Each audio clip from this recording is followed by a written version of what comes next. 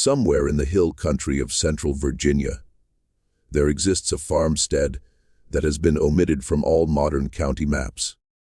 Though the land itself remains accessible to those who know its location, the official records that once detailed it were mysteriously stricken from courthouse ledgers around 1871, with no explanation ever provided. According to the old-timers in that region, if you happen to catch them in a talkative mood, the strange events began the summer the well was drained. This well had been a fixture for nearly 2 centuries. Stone, lined, hand-dug, plunging 30 feet into the red Virginia earth. For generations, families had drawn water from it without any trouble. When the final owners decided the supply had finally given out, they employed 4 men to pump it dry and permanently seal the opening. The crew arrived on a Monday morning. By Tuesday evening, 2 had refused to continue. By Wednesday, the remaining 2 had departed the county altogether. When a 5th man was eventually convinced to descend and investigate what they had uncovered, he surfaced in under 10 minutes, climbed into his wagon, and drove off without collecting his wages. No official record was ever made of what lay at the bottom. However, a private letter, later discovered among the estate papers of a Lynchburg attorney, mentioned that the chamber below had not been carved by water, but rather constructed. Before we proceed with the tale of the Vos's farm and what lay beneath it, if you're new to our channel, welcome to Liturgy of Fear. Be sure to subscribe and activate that notification bell so you never miss a story. Also, drop a comment below and tell us which state or city you're tuning in from. We'd love to know where our listeners are joining us tonight. Because the account of what was built at the bottom of that well, who constructed it, and why it needed to be sealed and forgotten, stretches back far beyond the farm itself. It begins with a conflict that most have ceased to discuss, and concludes with a secret that 3 families spent the better part of 30 years attempting to conceal. To grasp what was uncovered beneath the Vos's property, you must understand what that region of Virginia was like both before and after the Civil War. The hill country west of Lynchburg, in the counties that rise against the Blue Ridge, was not plantation territory like the Tidewater. The farms there were smaller, the terrain too broken and rocky for the large-scale tobacco cultivation that had built dynasties along the James River. Instead, hill farmers relied on self-sufficiency and insularity, a fierce independence that bred suspicion of outsiders and fierce protection of their hard-won land. The Vosses had occupied their specific plot since the 1680s. Of Welsh origin, they had arrived with a small group of settlers in the early colonial era, gradually moving inland, away from the coast and larger towns, until they found a hollow between 2 ridges that suited them. There, they erected a stone house, dug a well, cleared a few acres, and settled in for the long term. By the Revolution, they were 3 generations deep. By the 1840s, Nathaniel Vosses was the patriarch during the period of interest. In his mid-50s by the late 1850s, he was broad-shouldered and quieter than his neighbors remembered his father being. He had 2 sons, Emmett and Calhoun, both grown and working the farm alongside him. His wife, Dorothea, had grown up a Pendleton from Amherst County, bringing with her a particular set of beliefs about how certain matters should be handled. He also had a daughter, Louisa, who was 17 in 1858, and whose journal would later become the primary source for everything known about what transpired on that farm. The Vosses were neither wealthy nor poor. They owned 3 enslaved individuals, a man named George, a woman named Hattie, and Hattie's son, a boy of about 12 called Wren.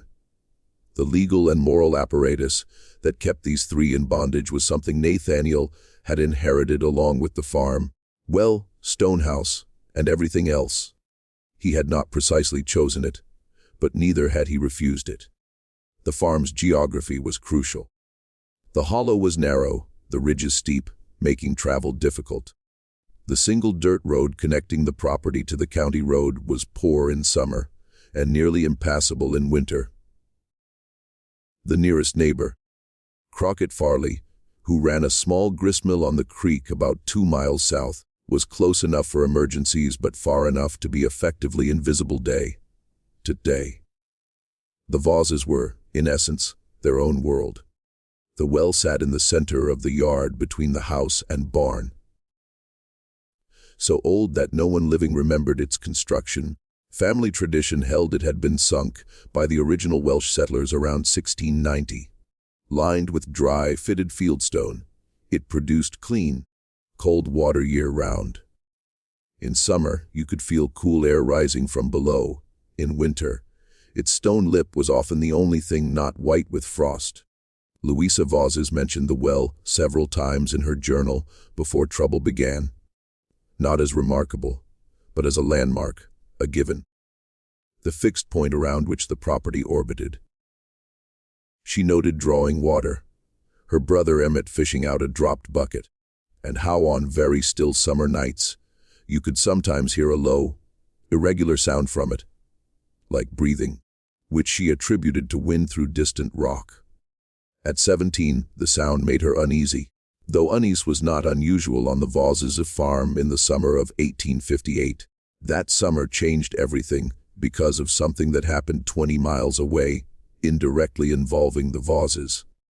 Josiah Trent, who owned a larger farm toward Rustburg, had been part of a loosely organized, carefully concealed network moving enslaved people northward through the hill country for about 15 years. It was dangerous work, and Trent hadn't undertaken it out of pure abolitionist conviction. He'd stumbled into it due to circumstances that entangled him financially and morally with a Quaker merchant in Lynchburg named Caleb Drummond.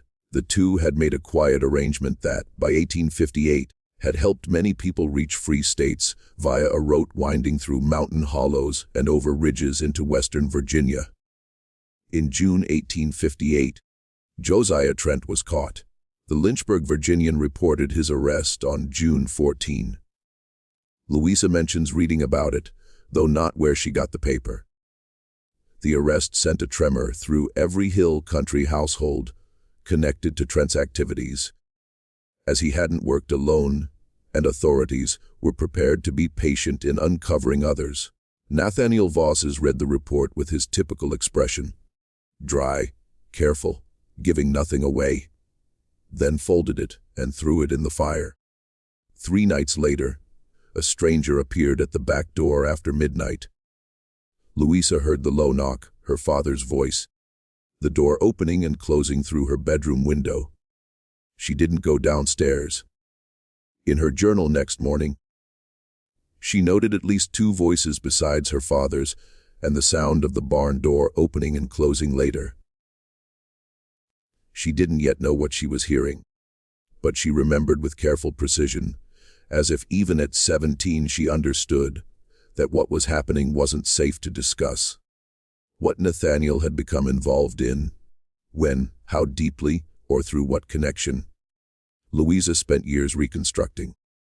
She eventually established that her father had been part of Trent's network for at least 4 years before the arrest. The route through Vaughters Hollow used a feature no county surveyor had examined closely the well. Specifically, what lay below it. The well was not merely a well. 30 feet down, just below the water table's lower edge, the shaft didn't end in clay but opened, widened, becoming something else entirely. Whoever dug the original well, and timing was critical, had gone through rock not to find water, but to connect with something already present. A natural limestone fissure running roughly north-south beneath the hollow. At some distant point, someone had deliberately worked that fissure, cutting the ceiling higher, laying a rough stone floor, shoring walls with timbers that by 1858 were beginning to fail.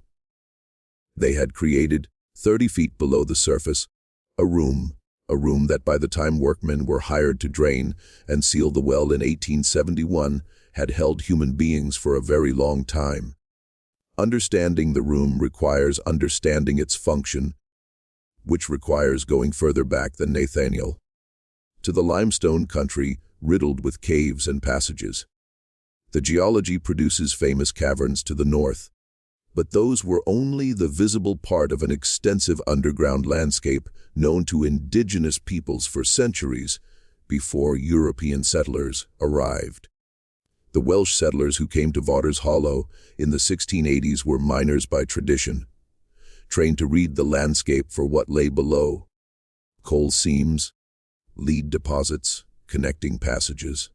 When the man who would become Nathaniel's great-great-grandfather sank his well, he wasn't surprised the rock opened below water level.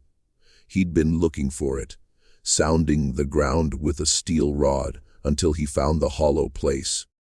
What he built down there, in those early years, before the colony was established enough to make it anyone else's business, was a storage room, a place to keep things from freezing in winter or spoiling in summer heat: smoked meat, seed grain, reserves that meant the difference between a hard winter and a killing one.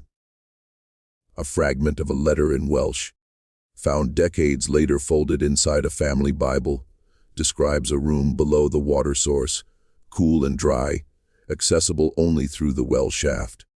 For about a century, that's presumably all it was. A cold cellar with an unusually difficult entry, used and then forgotten as the family grew and built above ground storage. By the 1850s, Nathaniel, who'd known about the room since childhood, repurposed it in a way his Welsh ancestor couldn't have imagined. The room below the well became a stop on a route moving human beings through darkness toward something that might resemble light. How many passed through while Nathaniel was connected to Trent's network can't be precisely established. Louisa eventually pieced together it was more than 40, possibly closer to 80. People arrived at night, were lowered through the shaft via rope and board seat, spent 1 to 4 days in the room, then moved on. The room had food, water, a lamp with enough oil for days, and a collection of good woolen blankets Dorothea had quietly acquired over years, so that whoever came through wouldn't be cold.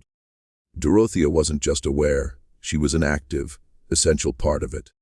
This was the part of the story touched upon most obliquely in the letter found in the Lynchburg attorney's estate papers. The letter describing the room as built, not dug. That word was understood by the attorney's family to mean something specific. The attorney, Edmund Caskey, had represented one family involved in the investigation after Trent's arrest. The letter was written to him by a client who needed him to understand what they were dealing with. The room below Vaughters Well had been built over decades into something people could survive in. A natural limestone crack made livable with timber shoring, plank floor, ventilation from a second, narrower fissure opening on the hillside, hidden by mountain laurel.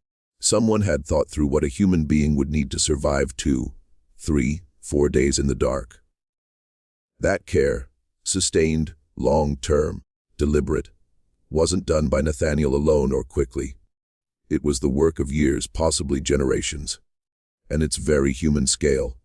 The blankets, lamp oil, ventilation, was what disturbed the men who came to drain and seal the well in 1871, years after the war ended, and the legal reason for the room no longer existed. The room was empty then, but not abandoned. It was preserved. Lamp trimmed and oiled, blankets folded, a tin cup on a limestone ledge containing a folded piece of paper with a list of names.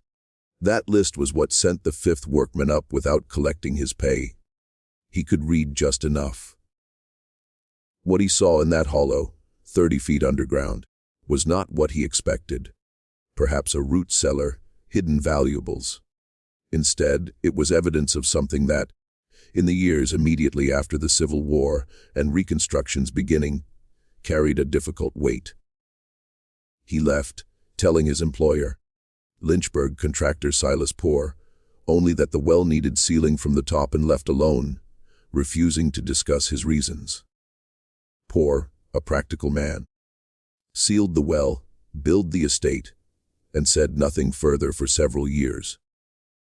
It was Poor who eventually wrote the letter found in Caskey's papers, around 1876, in response to a legal inquiry on behalf of an unnamed party interested in the Vawter property. He described the room, blankets, lamp, ventilation shaft, tin cup, and folded paper. He didn't reproduce the names but described the paper old, folded many times, written in at least 2 hands, ink faded to pale brown at the top and darker, more recent toward the bottom, as if the list had been started decades earlier and added to over time. Caskey's response isn't preserved, but Campbell County records, not subject to the same editing as the county containing the farm, show a deed transfer dated 1877 in which the Vawter farm sold for substantially below market value. The purchaser was a holding company whose principals included Cornelius Dabney, a member of the county court during the antebellum period, deeply invested in investigating Trent's network. Dabney hadn't found what he was looking for in 1858. The investigation had been thorough, but hadn't reached Vawter's farm. Nathaniel had been careful, the hollow remote, and those who knew about the room were either dead or silent. Trent himself apparently never revealed exactly where the route went after his property, a deliberate design feature. Network operators understood the weakest point was the person who knew the whole route. Trent knew his stretch, the receiver knew theirs. Intermediate contacts knew only enough for their leg. An arrest could yield only partial information. Nathaniel's name didn't appear in the investigation. His farm wasn't searched. Investigators may have driven past the hollow's mouth without stopping. What Dabney brought to the search, still pursuing nearly 20 years later, wasn't investigation information, but something more personal. A member of the county court during the antebellum period, he was the kind of man for whom Trent's network represented not just a legal violation, but a personal affront. An affront to the system of order, hierarchy, and property law he'd built his life around, dismantled by war, and was spending his post-war years rebuilding. He'd made it his business to learn what the 1858 investigation failed to establish, talking to people, paying for information, reading closed documents.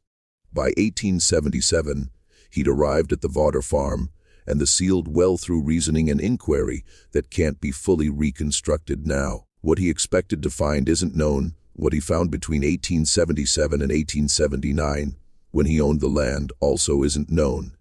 The farm was quiet, the well sealed, the house deteriorating. Then the fire. Fires in rural Virginia in 1879 weren't inherently suspicious. Old wooden structures burned. But this fire destroyed a stone house, field stone standing since the 1680s, which doesn't burn like wood.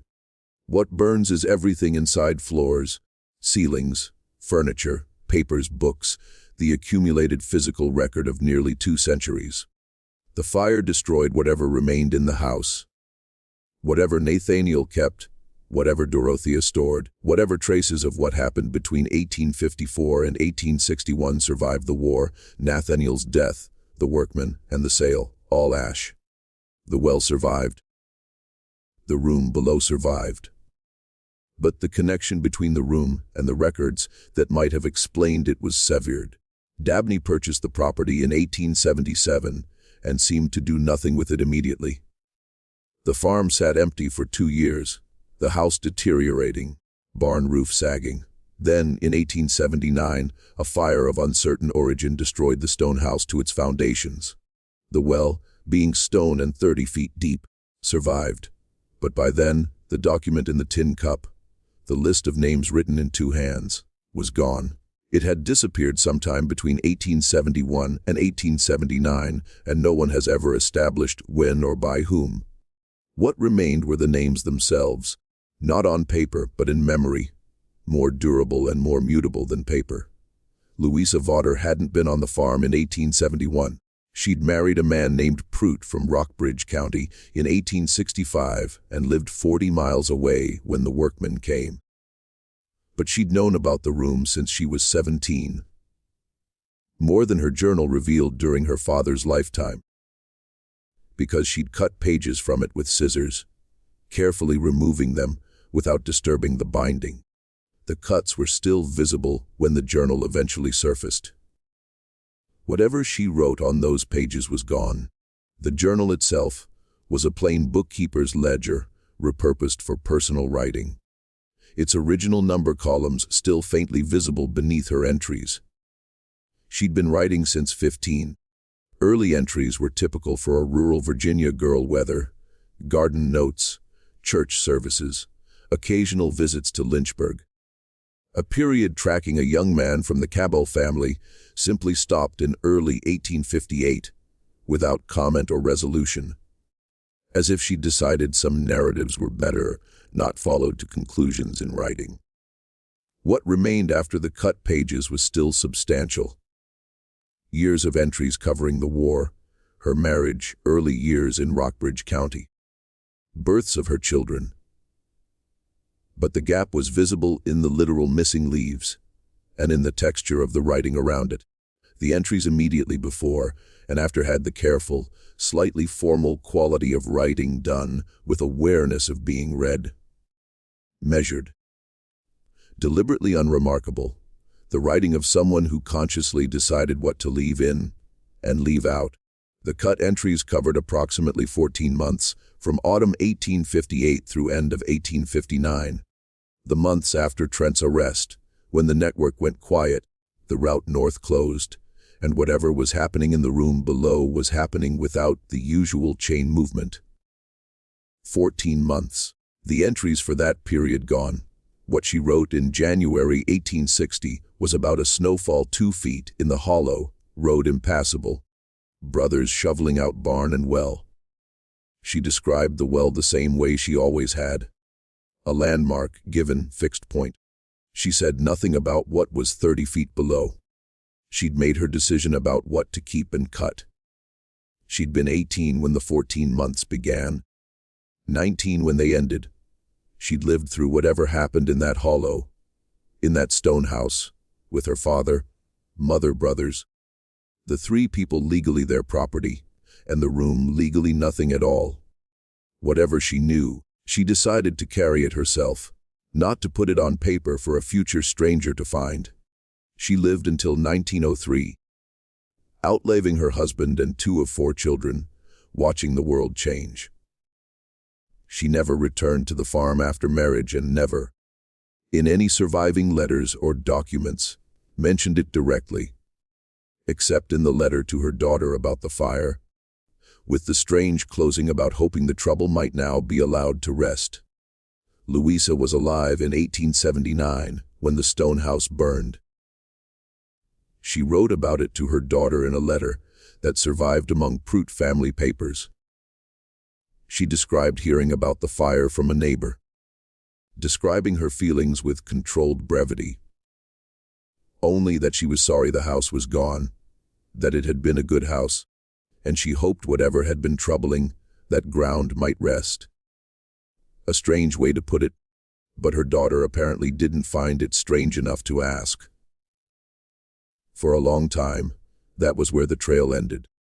The trail might have ended permanently, buried under fire, land transfer, and edited courthouse ledger, if not for Prudence Farley, granddaughter of Crockett Farley, the nearest neighbor with the grist mill, who died in 1883, leaving a mill his son ran for another decade before selling, and a box of personal papers sitting in the attic for 40 years. Prudence, cleaning out after her parents' deaths in 1921, opened it and found what was inside. The papers were typical for a 19th century mill operator. Ledgers, grain correspondence, deed for a small parcel, several letters from Tennessee, and one unexpected item. A sealed envelope addressed to no one in particular, in Crockett's handwriting, with the instruction, "Do not open until I am gone." Crockett had been dead 38 years when Prudence found the envelope. She opened it. Inside was a single sheet covered both sides in her grandfather's careful, cramped hand, dated July 1868. It described, in methodical account-keeping fashion, what Crockett knew about the Vodder farm and the room beneath the well. He knew more than might be expected from a neighbor 2 miles away, because he'd been part of it. He'd never considered himself brave, but practical. The practical calculation he'd made sometime in the early 1850s, when Nathaniel began talking about certain things in certain ways over several visits. Feeling him out, reading responses with the patience of a man who understood that a thing said too directly couldn't be unsaid, was that the risk of involvement was manageable, and the risk of knowing and doing nothing was different. In the end, the blankets and lamp oil were small things to provide. What he hadn't anticipated was how knowledge would settle into him, becoming part of daily mental furniture in a way the actual labor of providing supplies wasn't. You could finish cutting a wick and put the lamp in a box and hand it to Nathaniel and walk home. The lamp was done. The knowledge of why it existed, who would use it, where it would go, that didn't finish. That stayed. He hadn't been religious in any formal sense. His wife was Presbyterian. He attended services and thought his own thoughts. But after the first year of involvement, he found himself thinking, in idle moments at the mill, about certain sermon passages, about being a stranger in a strange land, about the darkness of the valley. Not helpful for anything practical, but they stayed, making the mill and the sound of water on the wheel carry something additional, nameless. He wasn't a station on the route. His mill too visible, accessible, often visited by people with no business knowing. But as supplier and watcher, he provided lamp oil and blankets, buying them in small quantities over several years from a Lynchburg dry goods dealer, never enough to attract notice. He watched the road for signs of investigators combing the hill country after Trent's arrest and sent word when they came. The paper described all this in detached past tense, but it also described something Crockett had seen on a specific night in September 1859, 14 months after Trent's arrest, when the investigation appeared to have died down and the network cautiously resumed operations. Returning from his mill late, a wheel shaft had broken. He was on the road north, walking his horse in the dark, when he saw lights at the Vodder farm that shouldn't have been there. Not in the house, in the yard. 2 lanterns moving in a pattern he recognized, one at the barn door, one at the well. But there was a third light that appeared and disappeared in a way that meant someone was going up and down the shaft. The lantern carried below and brought back up. Over approximately an hour and a half, the third light went down and came up 11 times. He didn't approach or call out, went home, went to bed, and in the morning said nothing to anyone. But he counted 11 and wrote that number down in 1868, 9 years later, understanding it was a data point in a larger account that might someday need presentation. 11 trips in an hour and a half, each taking about 8 or 9 minutes. The rope and board seat could carry one person at a time. He knew the mechanism. Had helped Nathaniel lower a sack of seed down once, years before, when storage was still the official story. Not all trips were people going down. Some were supplies, some rigging and derigging. But some, perhaps 5 or 6, perhaps as many as 8, represented human beings lowered 30 feet into earth on a September night. The most remarkable thing, however, was the final paragraph. It described what Crockett saw on his next visit to the farm 3 weeks after that September night. He'd gone over to return a borrowed tool and pass an hour talking about the harvest. He found Nathaniel in the yard near the well, doing something he initially took for ordinary maintenance, clearing leaves, checking rope. But as he got closer, he saw Nathaniel wasn't cleaning but examining, running hands along the stones of the upper shaft, leaning over the opening, listening. Nathaniel straightened, said nothing was wrong, only that he'd thought he heard something and was checking. Farley asked what kind of something. Nathaniel paused, then said, "Something like a voice, but probably just the wind." Farley said nothing, handed over the tool, stayed 20 minutes, and left. But as he walked back toward the mill, he found himself thinking about the September night and the 11 trips, and whether all who'd gone down had subsequently come back up. He never asked Nathaniel. He wrote the question down in 1868, sealed it, and left it for someone else. When Prudence Farley read the paper in 1921, she sat at her kitchen table for a long time. Then she put it back in the envelope back in the box, and the box back in the attic. She told no one immediately, but she'd read it and done the arithmetic. Prudence, 53. A practical Amherst County school teacher for most of her adult life, wasn't given to flights of imagination or easily frightened, but the arithmetic lodged in her mind like a splinter, not always painful, but always present. It took 6 years to do anything about it. In 1927, she wrote to a history professor at a small Roanoke college researching what was then cautiously discussed as the Underground Railroad, the network of routes, hiding places, and human courage moving people north before the war. Professor Elbert Hoag had published papers and was known for collecting personal accounts. Prudence wrote carefully, describing her grandfather's letter in general terms without specifics, asking if he was aware of any documented routes through central Virginia's hill country, and whether the Vawter farm appeared in his research. Hoag replied within a week with 3 pages. The first sentence made Prudence put down her coffee and sit still. He knew the Vawter farm, not from living memory, but from 2 other sources he'd been unable to reconcile until her letter.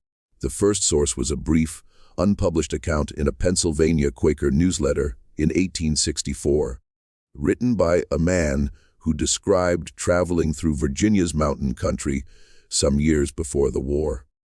Fragmentary and deliberately vague, the kind written by someone who understood details could still be dangerous. It described a farm in a hollow, a well, and a descent into earth. The writer compared, with evident lightness, to going down into the mine country of the old country. What he found below was unexpected, not a cave, but a room. In that room, 6 other people waiting, 7 total in the room below Vawter's well, sometime in 1857 or early 1858, before Trent's arrest. The second source was brief notes in a cramped hand, filed without explanation among the papers of Lynchburg Quaker merchant Caleb Drummond, the man who'd entangled Trent in the network. Drummond died in 1869. His papers were donated to a Philadelphia Quaker meeting, where they'd sat in a trunk for half a century before cataloging. In those notes, partly in English and partly in shorthand, Hoag had spent considerable effort decoding, were references to a station Drummond called Stone Bottomed, supplies delivered, route confirmed, Stone Bottom holding 7, wrote north clear as of 14th, 7 again. But here the arithmetic became difficult. The splinter became something Prudence couldn't ignore. The Pennsylvania newsletter account was written by a man who'd passed through, gone down, found 6 waiting 7 total, subsequently moved north, survived, and written. Drummond's notes described Stone Bottom holding 7 on a specific date, then a week later, Stone Bottom. No word. Wrote north closed. Drummond's shorthand for the next entry, decoded by Hoag, appeared to read, "Trouble at Trent's. Advise caution all stations. The arrest, June 1858. The network going quiet." But what happened to the 7 people in the room when the route north closed? If it closed suddenly, if Nathaniel received word investigators were coming, usual contacts unreachable, network gone to ground. The 7 were stranded. They couldn't go north, couldn't go back south without enormous risk, couldn't emerge through the shaft in daylight without being seen. They were below earth in a room built for temporary occupation with supplies for days, not weeks. Hogue had found no record of what happened to them.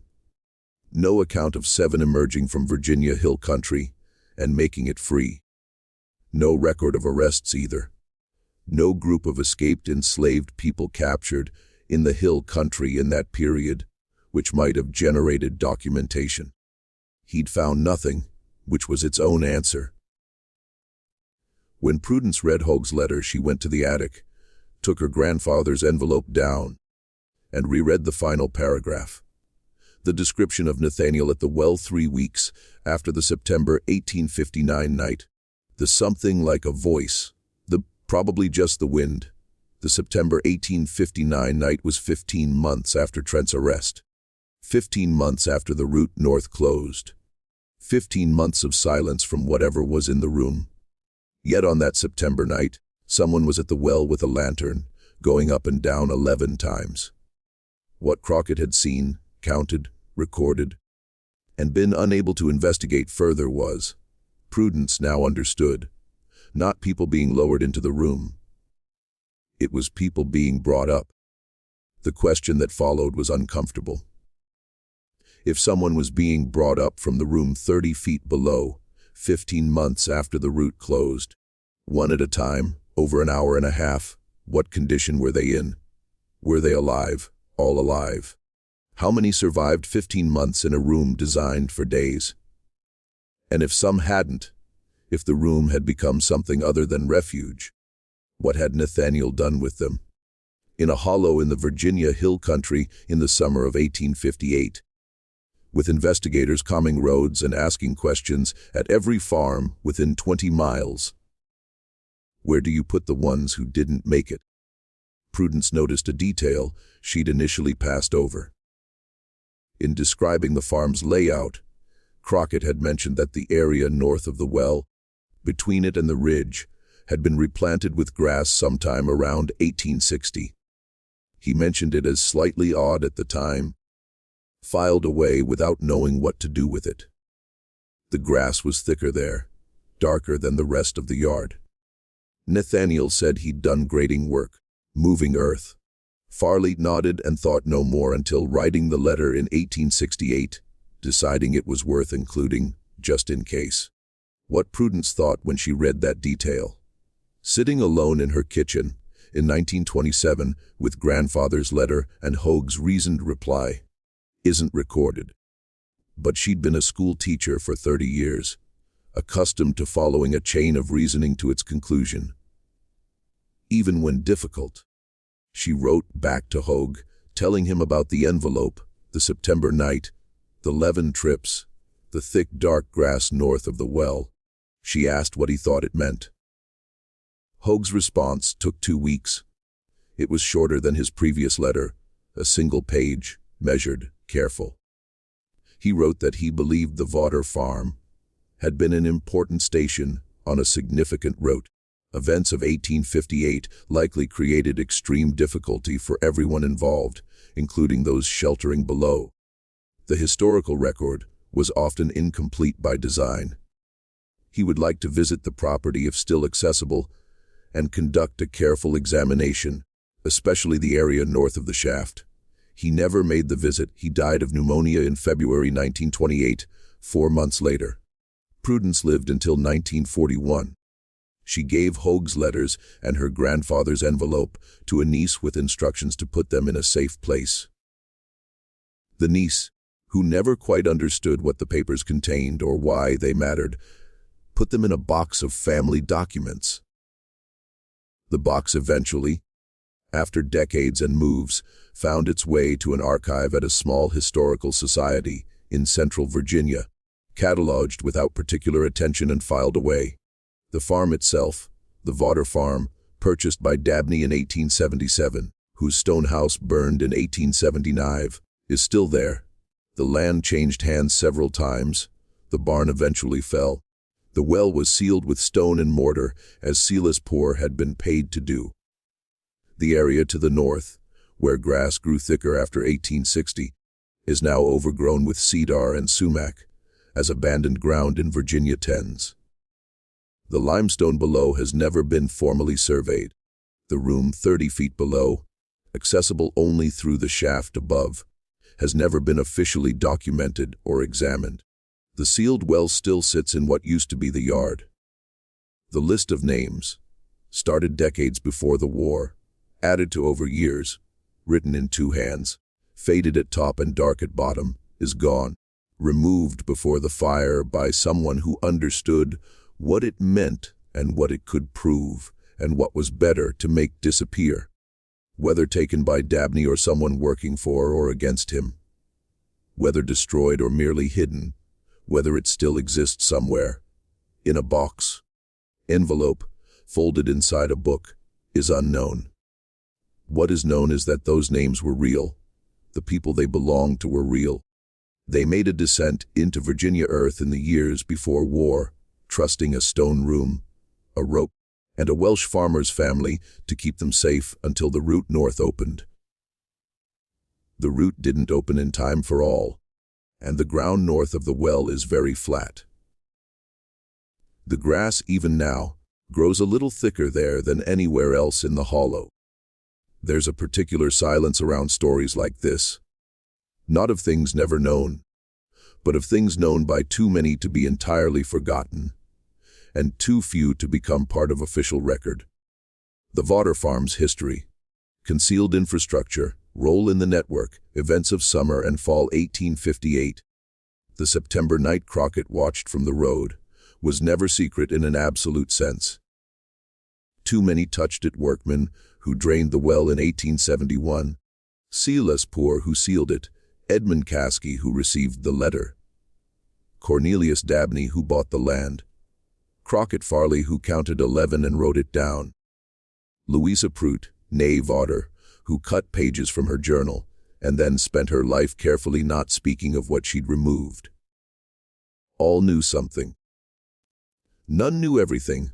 None were in a position, given Reconstruction Virginia's political climate, ongoing danger of connection to Trent's network, and specific legal jeopardy attached to certain knowledge, to speak out loud in a form that would survive.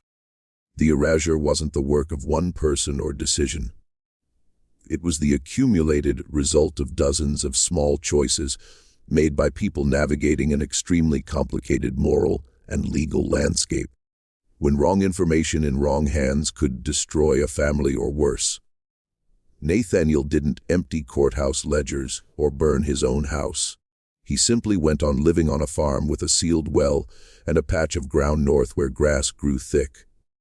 He died in 1873, 2 years after the well was drained and sealed, cause of death recorded in the family Bible as winter fever. He was 68. What he'd done over the years that mattered was build something. Not just the room. That was older than him, inherited from the Welsh ancestor who'd first recognized what the limestone offered.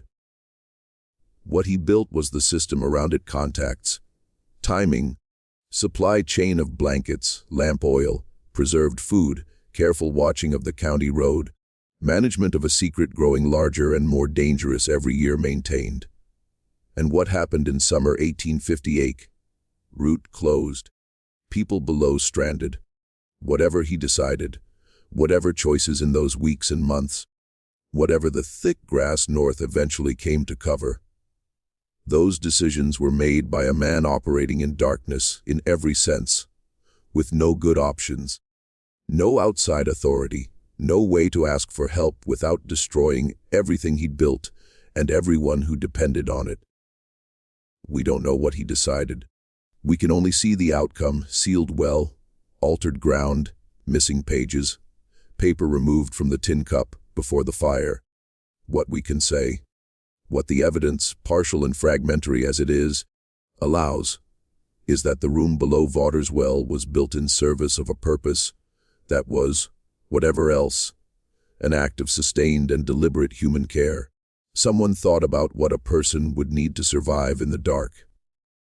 Someone counted days, calculated oil, folded blankets, cut ventilation through limestone to the hillside above. Someone kept a list of names. The names are gone, but the room is still there, below the sealed well, in the hollow between ridges. The timbers shoring the walls are older now. The plank floor has probably collapsed. Limestone has worked at mortar for a century and a half, but the natural fissure the Welsh miner found when he sounded the ground in 1690 doesn't care about time. It's still there, cool, dark, running north to south beneath Virginia earth. And on the wall of that room, Louisa's journal mentions, in what appears to be a transcription of something her father told her, noted in an entry not cut out, there are marks scratched into the limestone by those who waited there. Not words, Louisa's account suggests. Marks, lines, the kind you make to count days. She doesn't say how many lines. She doesn't say whether anyone finished counting. That's where the record ends. In a room 30 feet underground, in the dark of Virginia Hill country, with a lamp oiled for several more days and blankets folded on a plank floor and marks on the limestone wall no one has counted in a very long time. This mystery reveals something about the limits of official records. What they hold, what they discard. The gap between what happened and what was allowed to be remembered. The Vawter Farm story didn't disappear because it was unimportant. It disappeared because it was important in ways making powerful people uncomfortable in a period when comfort and power were closely aligned. What do you think happened in that room in the summer of 1858? Do you believe all those names eventually made it north? Or does the thick grass and silence tell a different story? Leave your comment below. We read everyone. And if this story stayed with you, if you found yourself holding your breath in those last sections, share it with someone who loves history and doesn't mind losing sleep over it. Subscribe to Liturgy of Fear, hit that notification bell, and join us for the next story. Because there are more rooms below American history than any official record will ever admit. And we intend to find them. We'll see you in the next video.